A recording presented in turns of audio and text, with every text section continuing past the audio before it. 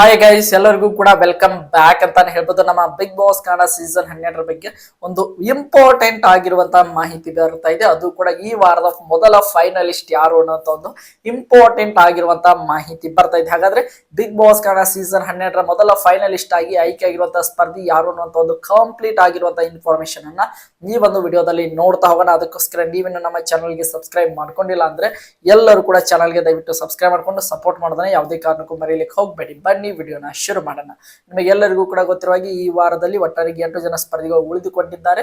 ಅದರ ಜೊತೆಗೆ ಈ ವಾರದ ಟಾಸ್ಕ್ ನಿರ್ಮಾಣ ಆಗಿರೋದು ಟಾಪ್ 6 ಕಂಟೆಂಡರ್ಶಿಪ್ ಅನ್ನುವಂತ ಒಂದು ವಿಶೇಷವಾದಂತಹ ಟಾಸ್ಕ್ ಗಳ ಅನುಸಾರವಾಗಿ ಈ ವಾರದಲ್ಲಿ 4 ಜನ ಸ್ಪರ್ಧಿಗಳನ್ನ ನಮ್ಮ ಬಿಗ್ ಬಾಸ್ ಆಯ್ಕೆ ಮಾಡಿದ್ದಾರೆ ಅಂತ ಹೇಳ್ಬೋದು.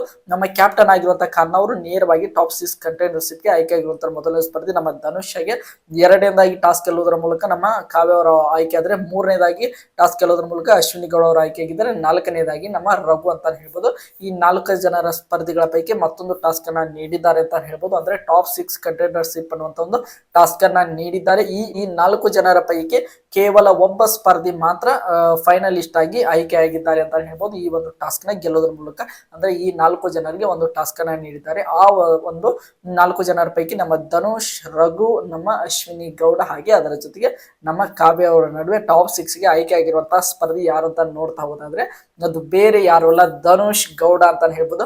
ನಮ್ಮ ಧನುಷ್ ಗೌಡ ಅವರು ಹೋದ ವಾರದ ಕ್ಯಾಪ್ಟನ್ ಆಗುವ ಮೂಲಕ ಫಿನಾಲೆ ವಾರಕ್ಕೆ ಎಂಟ್ರಿ ಕೊಟ್ಟಂತ ಮೊದಲಿನ ಸ್ಪರ್ಧಿ ಆಗಿದ್ದರು. ಅದರ ಜೊತೆಗೆ ಈ ವಾರದ ಒಂದು ಟಾಸ್ಕ್ ಅಲ್ಲಿ ಕೊನೆಯದಾಗಿ ಕೇವಲ ಆಡಿದ್ದೇ ಒಂದು ಟಾಸ್ಕ್, ಆ ಟಾಸ್ಕ್ ಅನ್ನು ಕೂಡ ಗೆಲ್ಲುವುದರ ಮೂಲಕ ಬಿಗ್ ಬಾಸ್ ಕನ್ನಡ ಸೀಸನ್ 12 ಮೊದಲ ಫೈನಲಿಸ್ಟ್ ಆಗಿ ಆಯ್ಕೆ ಆಗಿರುವಂತಹ ಸ್ಪರ್ಧಿ ನಮ್ಮ ಧನುಷ್ ಗೌಡ ಅಂತ ಹೇಳ್ಬೋದು. ಅದು ಟಾಸ್ಕ್ ಗಳಲ್ಲಿ ಸಖತ್ತಾಗಿ ಅವರು ಆಟವನ್ನು ಆಡ್ಕೊಂಡು ಹೋಗ್ತಾರೆ.